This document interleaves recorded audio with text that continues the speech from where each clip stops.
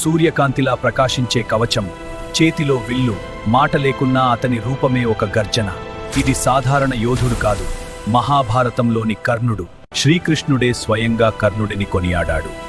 ధర్మరాజు వంటి ధర్మనిరతి, భీముడిలాంటి అపార శారీరక బలం, అర్జునుడిలాంటి అద్భుతమైన విలువిద్య, నకులుడిలాంటి రూపలావణ్యం, సహదేవుడిలాంటి మేధస్సు.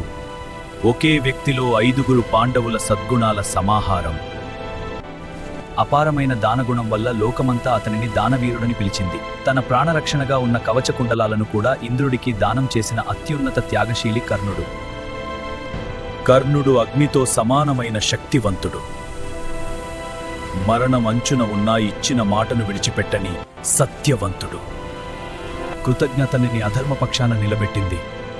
ఈ అన్నింటితో కర్ణుడు భారత ఇతిహాసంలో ఒక విషాద మహావీరుడిగా శాశ్వతంగా నిలిచిపోయాడు.